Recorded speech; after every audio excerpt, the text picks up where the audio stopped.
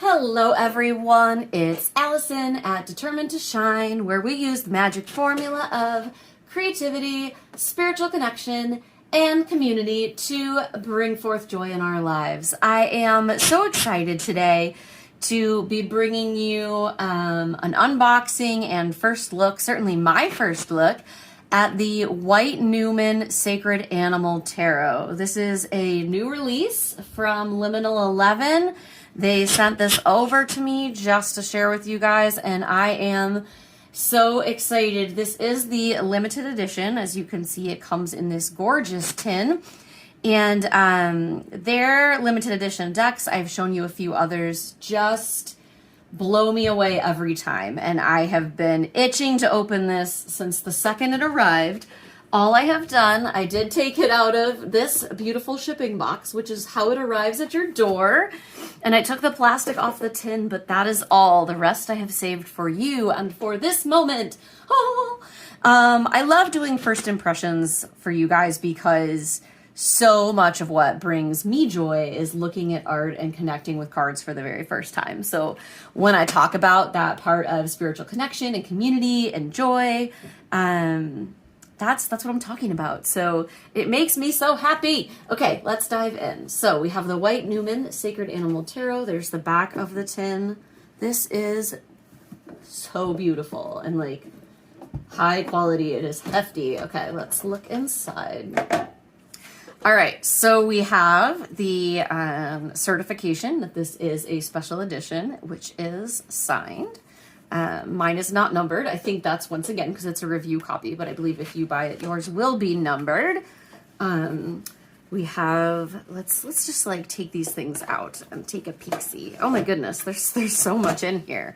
Okay, we have tarot bag. This is beautiful to hold the deck. We have some sticker sheets. Oh darn, we know I hate stickers here at Determined to Shine, right? Just kidding, I love them. These are awesome stickers. I am working in an art journal right now that I'll be showing you guys soon. I'm gonna grab it.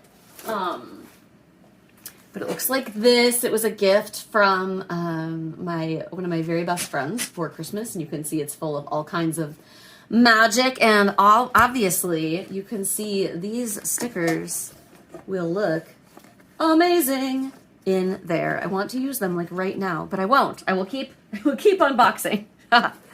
Okay, in here we have some very beautiful art prints. These are a unique size, and I love the detail on them. Very, very beautiful. Okay, so confession, I just paused to look up if there was a special significance on which cards these were. So these are the Black Numen and White Numen bonus cards that come in the deck. So that is what the prints are. Super beautiful. Let's take a look at the reading cloth, or tarot scarf as it is called. This is super, super pretty. I love it quite a lot, actually. So of course we have the various suits going around the sides. It's a good size and it's a nice sturdy fabric. I think this will enter my rotation pretty regularly. And actually, let's just start right now. Why not take a look at the White Numen on the White Numen cloth, right? Right? Well, you're gonna have some red edges there, but still beautiful. And of course, I have to set my crystals back up because I love having them there. And we'll bring the deck back. Pause. See? So pretty. Actually, though, I am gonna zoom in just a hair because it will bother me. Okay, here we go. How's that? Beautiful, beautiful, beautiful, right? Okay, so we have two things left. Of course, we have the White Numen deck itself. And then this is a little piece of magic I am super excited about, if I can get it out. This is the Constellation bonus oracle. And this is not White Numen's fault. I have not very strong hands, as some of you know. So this is a little mini bonus oracle. So we're going to look at this after we look at the deck. So here it is, White Numen Sacred Animal Tarot. This is so beautiful. So it's a 78 card deck with the 2 bonus cards, which is what we have the art prints of. And I just, you know, Liminal 11's production gets me like every time. It's so good. And this art, I can't wait to see. Okay, so we have the slide out box. Inside printed again with that nice solid magnetic closure. Take a look here. We've got the cards. We've got, pull that out, and the guidebook. So let's peek at the book first.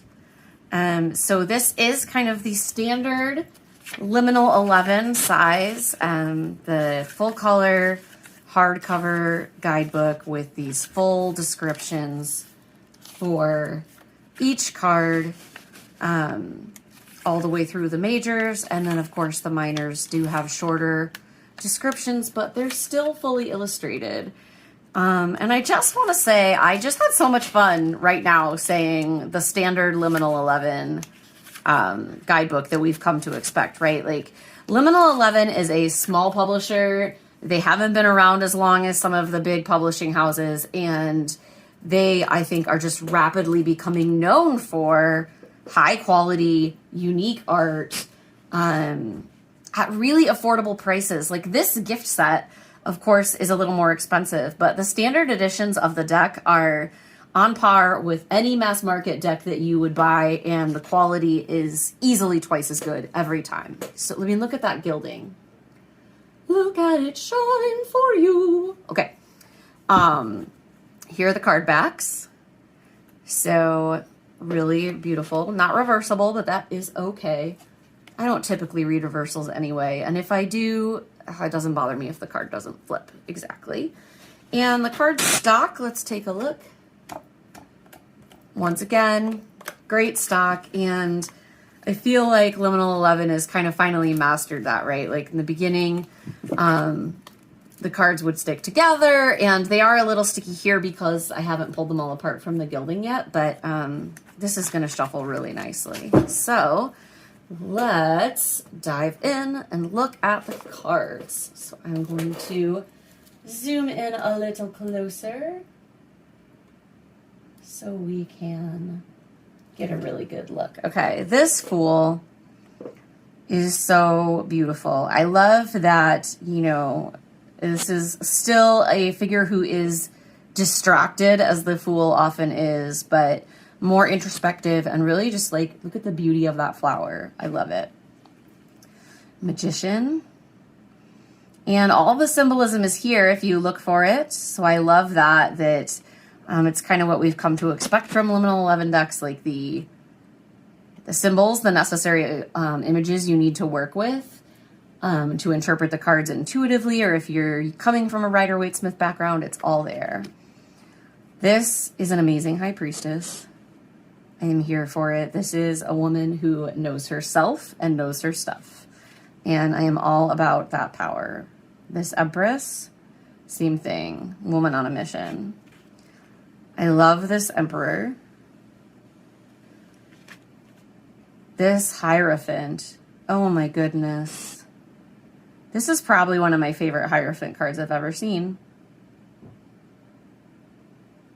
Oh, it's so beautiful. So obviously, as we're diving in here, if you don't like nudity on cards, we have some frontal nudity. So if that's a problem, this isn't probably your deck. But oh my goodness, look how beautiful this is. And I love seeing more inclusive lovers cards in decks. You know, I heard someone complain recently that it's like becoming a trend to make something different. And I'm like, no. They've been a standard man and a standard woman for like a bazillion years, since the beginning of time. Well, not the beginning of time, but the beginning of the patriarchy. And so, like, can't we give someone else a turn? Yes, yes, we can. This chariot is amazing. It's like this guy on like this bizarre Loch Ness monster-y thing. At least that's how I read it, of course. I'm sure that's not the description. Let's just take a look at a card description so we can see what the book looks like when it comes to interpreting cards. So here we go. So the chariot, it says your keywords are success, determination, and control. And it says, rising from countless depths, a creature has emerged, following light currents and the impulses of nature. The mysterious charioteer, shrouded and covered beneath the canopy, has firmly established his place upon the beast. The birds perch atop the roof like sails helping to direct, but with no reins to speak of, the charioteer appears to propel the creature forward with willpower alone. Such is his mastery of the physical realm and the ego. I love that. It's just really great and, you know, off along your way. So the guidebook does appear to be more narrative as I'm reading it. Yep, it's going to kind of describe the cards and give you a little insight into the story. So if you are new to tarot, I really encourage you to get additional, like a book that will help you with interpretation in terms of what does this chariot card mean for you. I think this also could be a great deck to spend some time intuitively with. Like, you can decide what this card means for you. But another book might be helpful if you are new. This is the Strength card, and I am here for it. I am loving the color palette, the tones that are used here. This Hermit is beautiful. This Wheel of Fortune is amazing. Justice. Justice is my card of the year, and this is one of my more favorite Justice cards that I've seen on first glance. So I might keep this out and switch it out. I've kind of tried to keep a Justice card on my desk throughout the year, and I like kind of changing up which one it is. Hanged Man. And of course our Death card. This is really intense. I feel like I'm being quiet for some of these cards. I mean, I'm not being quiet, but I don't have a ton to say. Totally, I do, but like I'm so taken in because I feel like this deck is kind of singing at my soul a bit. Like I feel like I am standing here making contact with her. Like she's just looking right into me. And that is how I feel about a lot of these cards. And I love the way the sacred animals are woven in. We have feathers on the cards. Just so much detail. And I just feel like these cards just like radiate love to me. That's just how I feel. Of course, this is the Tower, so maybe that card isn't radiating love. He's got his heart pierced. But I actually love this as a Tower. You don't usually see a person on a Tower card, but like the Tower is that like abrupt ending that you don't see coming when everything just kind of crashes to the ground, and you can kind of see the surprise on his face that like he's been pierced and is falling, and he doesn't. It's like he still doesn't quite know what's happened. So I really like that for that card.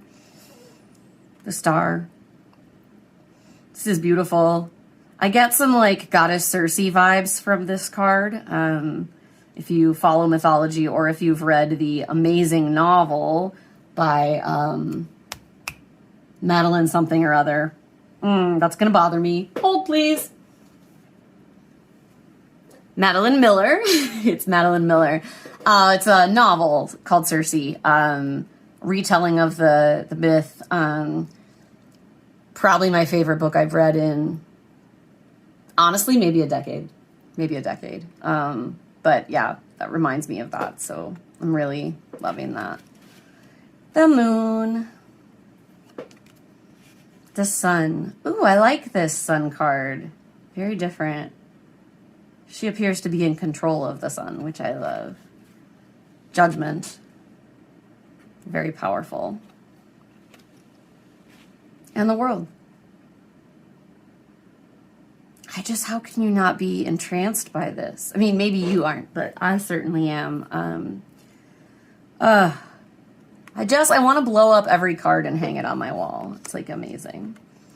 Okay, let's look at our wands. This is the ace. I'm going to admit on first glance, that looked like a chicken leg to me, like a drumstick. Like I was like, KFC. So, okay. It is a beautiful card. It's a beautiful wand. But, you know, I like to have my moments. Okay, let's look at our 2. Gorgeous. I love the snake. 3. Oh, this 4 is beautiful. And we have snakes here. Looks like we have snakes on all our wands. Is that right? Maybe, maybe not. As soon as I say that, I'm not finding it in the 5. 6. 7. Get that conflict really strong. 8. Got some snakes. If you don't like danger noodles, it's not the deck for you. One of my friends doesn't like danger noodles, and I'd have warned her, but I didn't see it coming, so I didn't know. Sorry, Miss Angela. 9 of wands. Love that. I love the snake on her dress. And the 10.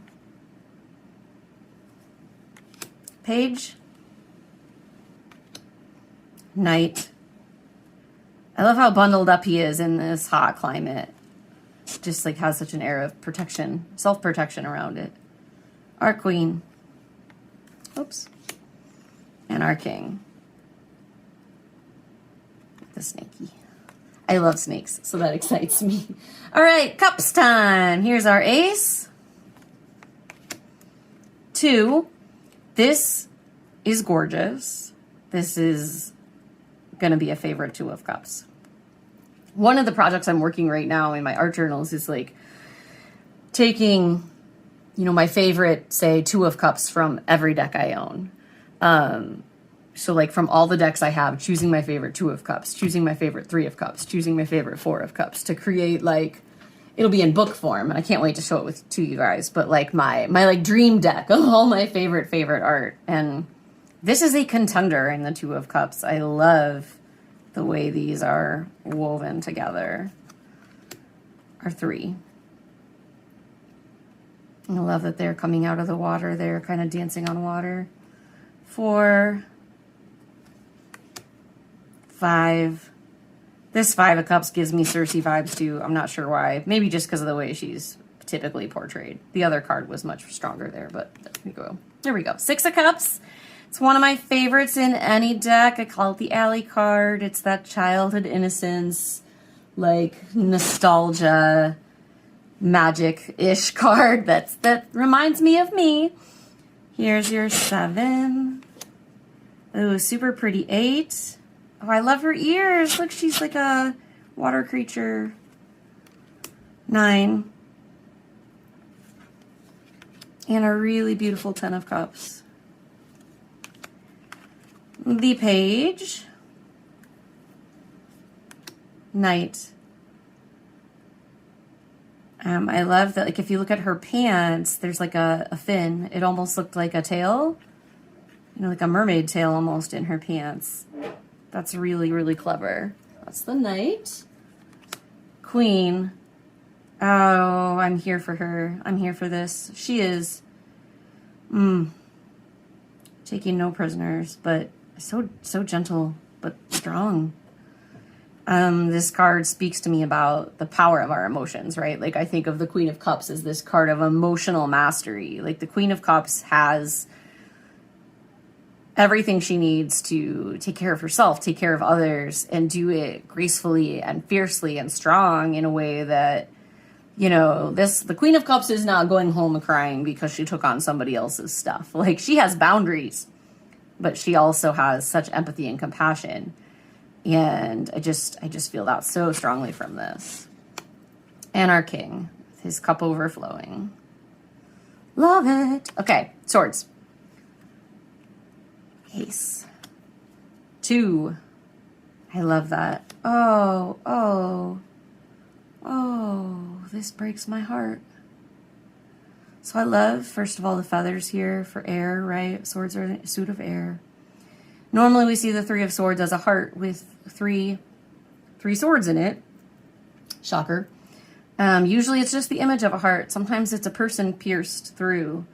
And we have that here, but we have this comfort in the other figure. And I love this idea that like maybe in this heartbreak, you're not so alone. Like if you're in a heartbreak right now, maybe you're not so alone. Maybe there's someone there who can hold you a bit. And I want to send you my love too. Four of Swords. That's like Wonder Woman. That just reminds me of Wonder Woman. 5. Oh, I love the birds. 6. 7. And then we're going to get to the 8, 9, and 10. Of course, these are what I call deal break cards for me in a deck, much like the 6 of Cups. I have to like them all to bring a deck into my collection if I'm making a decision. And so it's funny to me that it's like the 6 of Cups and then 3 cards in a row in the Swords.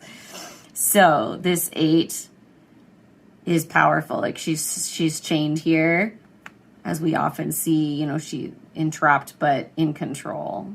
And the rooster in her hands is interesting. 9 swords above, a restless sleep. You don't necessarily see the restlessness as much in the figure, but you do in the winds here that are drawn on the cards. That's really interesting. And the 10 of swords in the back. That just shows that exhaustion that comes in those 10 of swords moments, right? Okay. And our page, Knight. I love her crown. It's so badass. Queen. Queen of Swords. Boop, boop, boop. Love that. Reminds me almost of the Darkwood Tarot. In just, not the deck overall, but this card in particular. And the King with his animal companion. And the Ace of Pentacles. Pentacles, Pentacles, Pentacles. Here are the black and white Numen. The 3. This is gorgeous. Oh, I'm loving these greens. Loving these greens, friends. This 4. This would be a great card for me. If I was going to do a Pentacle study with that 4. I love it. Look at this 5. Her sorrow. Just on her face. 6. 7. 8, 9, 10. No, just the 8. Okay. 9. Love it. And the 10. Okay, page. Knight. Love her. Oh, look at this queen. She's here for it. Like, this again has that major like goddess vibe to me. Be it Cersei or another, like she's just, you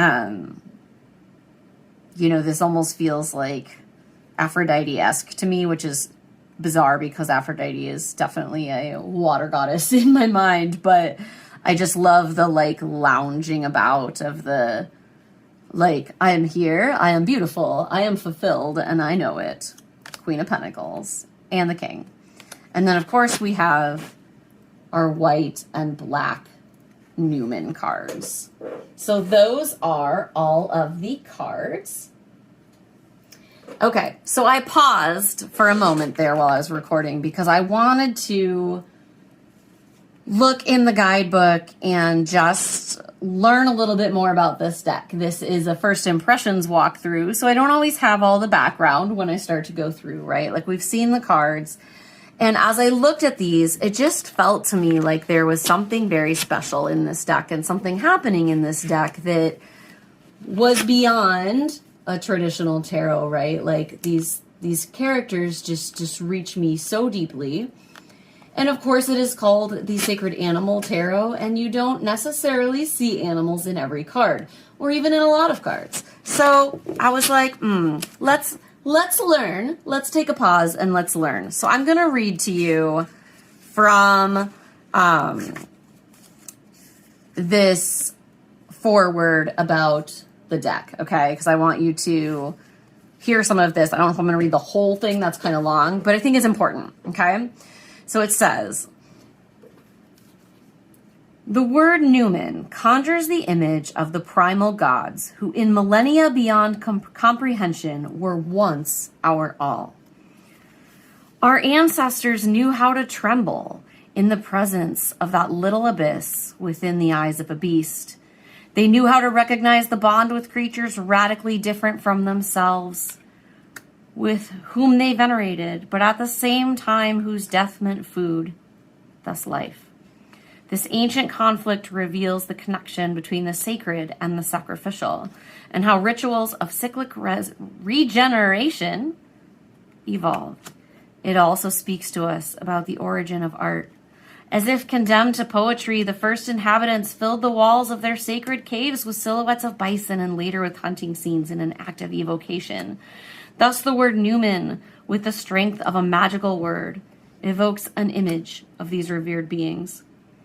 As time progressed, this belief was displaced in favor of a new one. Beasts were domesticated, and humans went from painting Numen in the roof of caves to painting them in the ceiling of all ceilings, the celestial dome.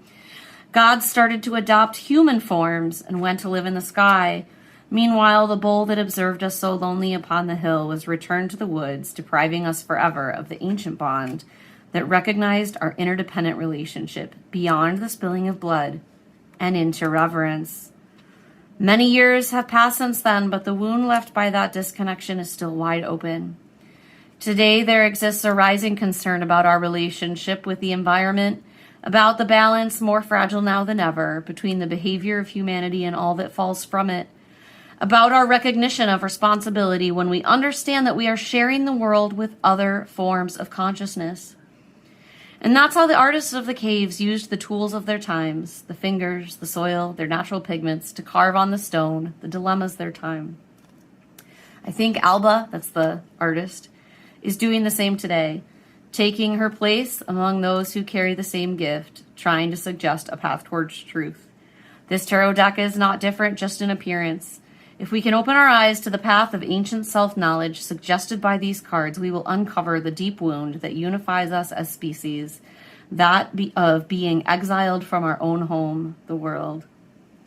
The image of the white Numen tries to symbolically close that wound, to help uncover a path before we say farewell. I think that within Alba's art, there is always some of that severe kindness, that healing potential. But with the White Numen Tarot, she offers us the possibility of taking part with her in some kind of modern version of the Paleolithic ceremonial that we need now more than ever. As in every ritual, there is a broken circle that through our participation becomes closed.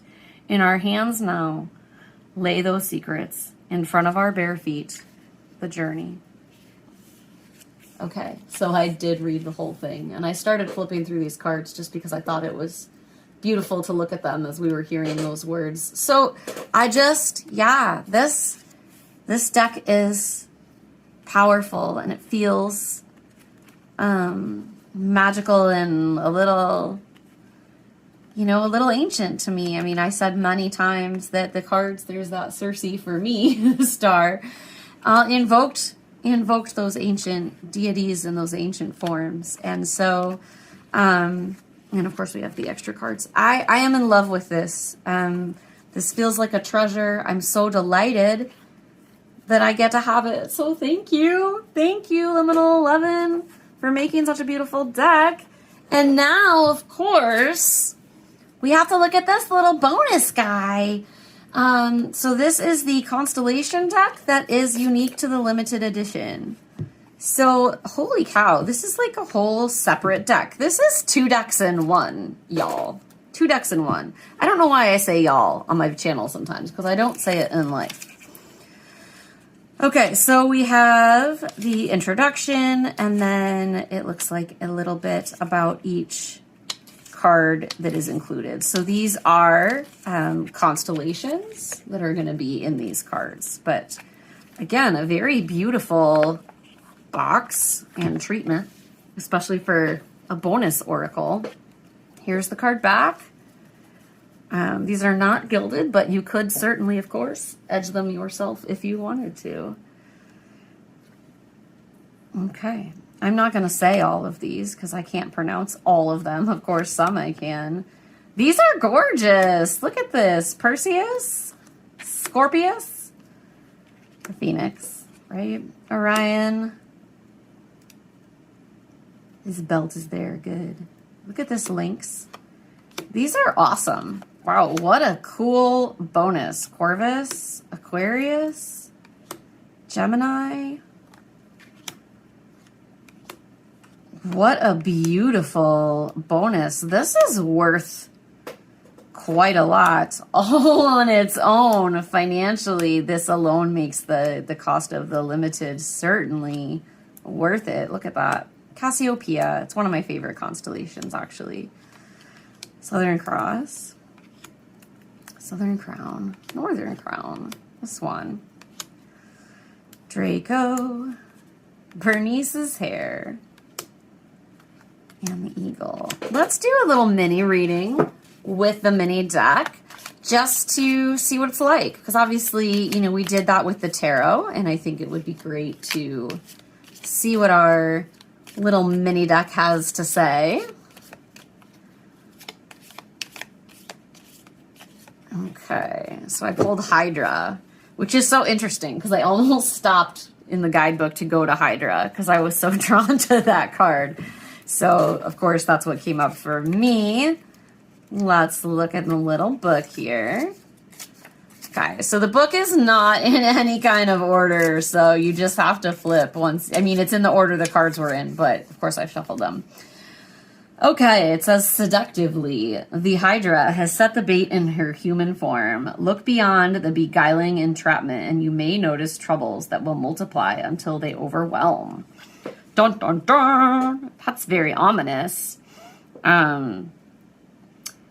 But I like that. It's just kind of a, you know, a warning card. It's pretty straightforward. Let's just read one more just to get another sense of the prediction style of the deck.